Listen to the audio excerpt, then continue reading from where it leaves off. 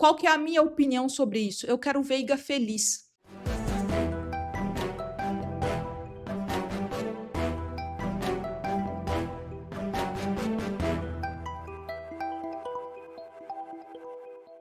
Boa, boa, muito boa noite para vocês, meus queridos. Como vocês estão? Espero que tudo bem. Por aqui tá tudo certo também. Bora para o nosso vídeo de hoje. Temos alguns temas a tratar aqui, algumas saídas, uma possível saída de um ídolo do Palmeiras, Rafael Veiga, pode sim estar de saída, é o que falam os rumores, as especulações referente ao Rafael Veiga. Facundo Torres já foi embora também, foi anunciado inclusive pelo Austin FC, lá da Major League Soccer, ou seja, voltou para o futebol norte-americano. Então vamos conversar sobre tudo isso. A sua participação, seu comentário, hypar o vídeo, se você curtiu o conteúdo, compartilhar esse vídeo aqui em outros canais, em outros grupos de palmeirenses é muito importante, porque se você não sabia, tá sabendo agora, a programação do canal mudou, vídeos todos os dias por aqui. Então eu conto com vocês, conto com a participação de vocês. É muito importante. Combinado? Deixa eu pegar minha colinha aqui, porque eu separei tudo para ficar mais fácil. Então vamos falar sobre as saídas. Uma que é certa, né? Que o Facundo Torres saiu. É bem verdade que ele não tinha jogado pelo Palmeiras ainda neste início de 2026 por conta de uma lesão. Então o Palmeiras finalizou nessa sexta-feira, hoje, né, a saída do Facundo Torres para o Austin FC dos Estados Unidos. O clube aceitou a proposta de 9,5 milhões de dólares, gira em torno de 50,2 milhões, e o Palmeiras vai ficar com 100% do valor, tá? Aqui existe uma segunda informação de que o Facundo Torres, ele foi contratado no ano passado por 70 milhões do Orlando City. Então, ainda assim, o Palmeiras perdeu dinheiro nessa negociação e também em retorno esportivo, porque ele se lesionou, além dele não ter tido uma sequência de bons jogos. No início ainda ele conseguiu fazer bons jogos, ele jogou, teve uma grande minutagem em 2025, mas ainda assim não conseguiu se firmar. Então, ainda, né, nesses moldes de negociação, o Palmeiras contratou por 70 milhões e vendeu por 50. Então, aí estamos falando de mais ou menos 20 milhões que o Palmeiras vendeu abaixo, né? Então, assim, é o que eu falei, ele jogou bastante, mas não empolgou. Foram 61 jogos com 10 gols e 4 assistências. Bom, portanto, o Facundo Torres não é mais jogador do Palmeiras.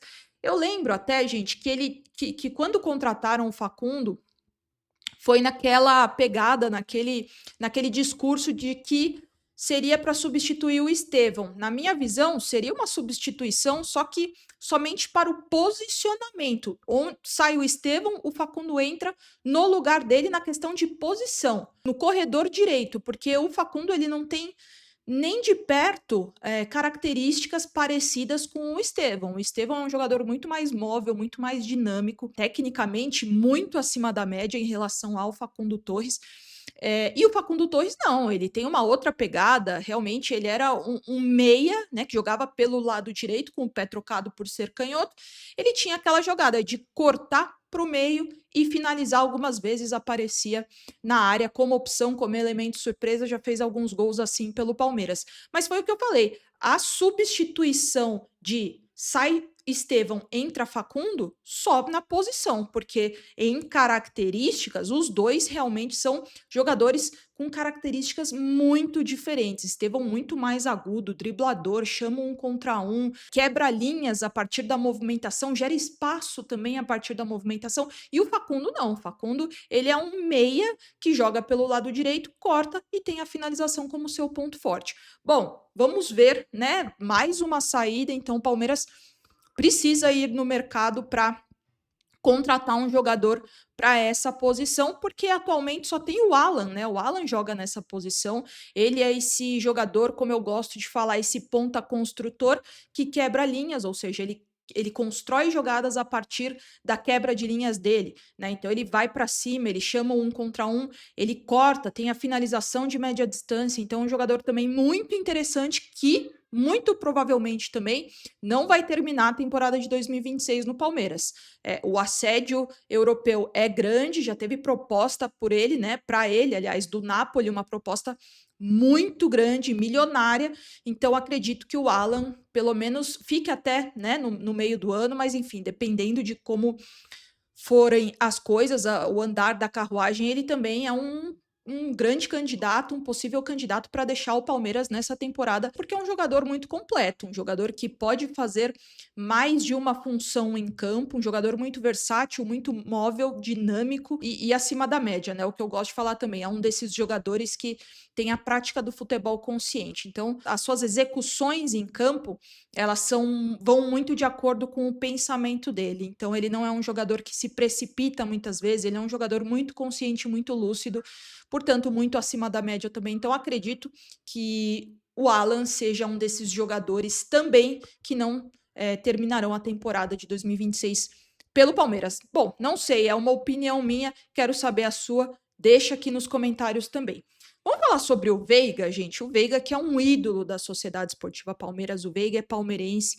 Aliás, eu, sendo muito sincera aqui com vocês, eu acho que é muito cruel como alguns torcedores, parte, né, da torcida trata o Rafael Veiga. Eu já falei aqui para vocês que eu não tô aqui para ensinar ninguém a torcer, não sou fiscal de torcida, eu falo o que eu faço e eu acho muitas vezes muito cruel o que fazem com ele, chamando com nomes super pejorativos, que de fato acho muito desnecessário isso, porque o Veiga é um cara que sempre representou o Palmeiras, independentemente da fase dele.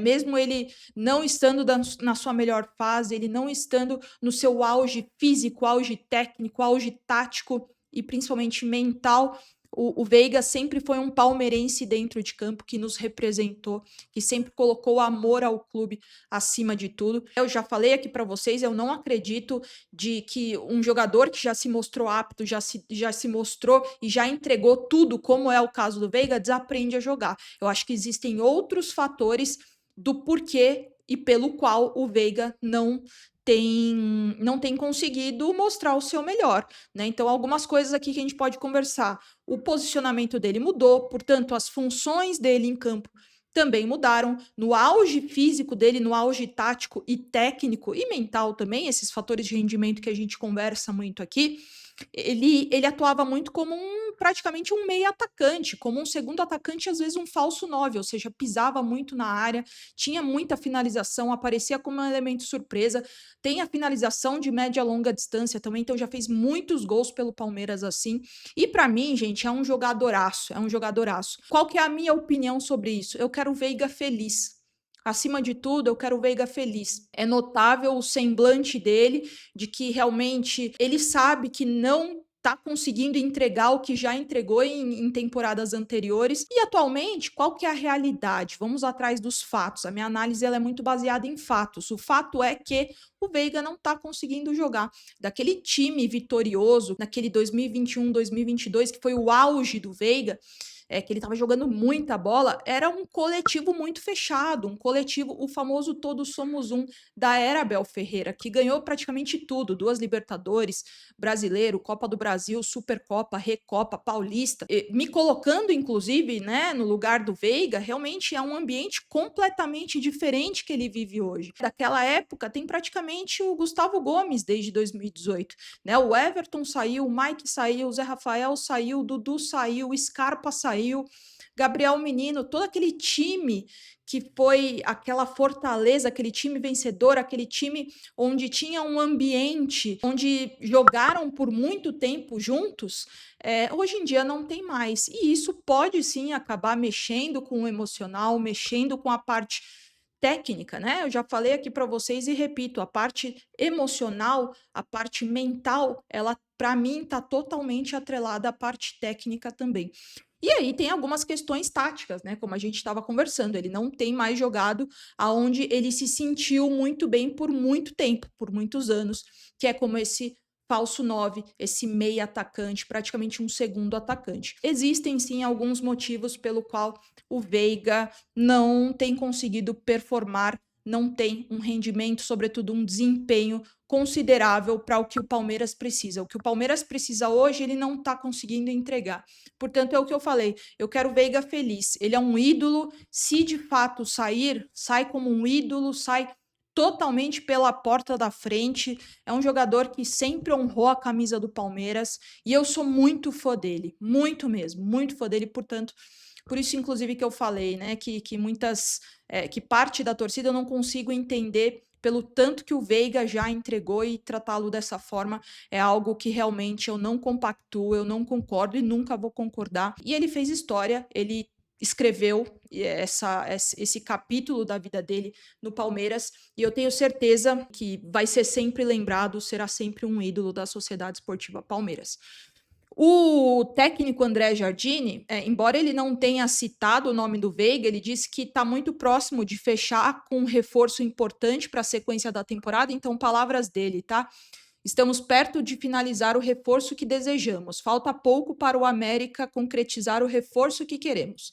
Acredito que esse jogador vai nos ajudar a manter o nível ao qual estamos acostumados no clube. Falando um pouco de valores, a primeira conversa do América do México é empréstimo com opção de compra, pagando o salário dele, né? E tem uma segunda opção também, que seria um empréstimo com metas virando obrigação de compra.